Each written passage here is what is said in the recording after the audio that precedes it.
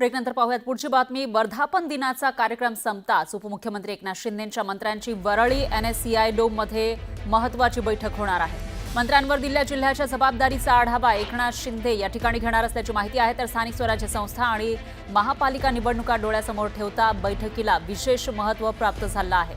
कारण आता ज्या स्थानिक स्वराज्य संस्थेच्या निवडणुका आहेत त्या जवळच आहे आणि त्या पार्श्वभूमीवर प्रत्येक पक्षाकडून मोर्चे बांधणी सुरू असतानाच महायुतीमधील एक महत्त्वाचा भाग असलेला महत्त्वाचा पक्ष असलेला शिंदेंची शिवसेना यांची ही मोर्चे बांधणी आपल्याला पाहायला मिळते। प्रत्येक मंत्र्यांवर त्या जिल्ह्याची जबाबदारी देण्यात आली आहे आणि अशातच आता उपमुख्यमंत्री एकनाथ शिंदेंच्या मंत्र्यांची वरळी NSCI डोममध्ये महत्त्वाची बैठक होणार असल्याची माहिती आहे।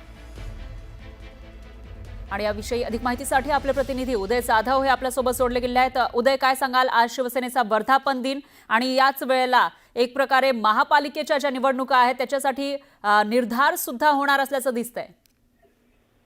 शिवसेनेचा आज 59वा वर्धापन दिन आहे आणि 59व्या या वर्धापन दिनाला उपमुख्यमंत्री एकनाथ शिंदे यांच्या उपस्थितीमध्ये NSCI डोम वरळी येथे जो मेळावा पार पडणार आहे त्या मेळावा पार पडल्यानंतर तिथेच त्याच ठिकाणी शिवसेनेच्या सर्व मंत्र्यांची महत्त्वाची बैठक जी आहे ती उपमुख्यमंत्री आणि शिवसेनेचे मुख्य नेते एकनाथ शिंदे यांच्या उपस्थितीत पार पाडणार आहेत। येणाऱ्या महापालिका निवडणुकांचं एकूणच रणनीती जी आहे ती या बैठकीमध्ये ठरवली जाणार आहे। त्याचबरोबर विभागवार नेत्यांची जी नियुक्ती केलेली आहे शिवसेनेकडनं त्या विभागवार नेत्यांकडनं त्यांच्या विभागांची माहिती जी आहे ती घेतली जाणार आहे। जे काही पदाधिकाऱ्यांच्या नवीन नेमणुका केल्या जाणार आहे, जबाबदाऱ्यांचं वाटप केलं जाणार आहे। त्याचबरोबर येणाऱ्या महापालिका आणि स्थानिक स्वराज्य संस्थांच्या निवडणुकांच्या संदर्भात एक आढावा आणि नियोजन जे आहे ते या बैठकीत चर्चेला आणणार असल्याची माहिती मिळते आहे।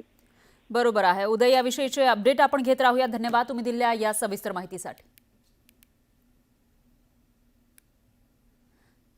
तर मनपा निवडणुकीच्या पार्श्वभूमीवर या बैठकीला महत्त्व प्राप्त झालं आहे। त्यामुळे आता शिंदे नेमका काय कानमंत्र देतात आपल्या मंत्र्यांना, आमदारांना तेही बघावं लागेल।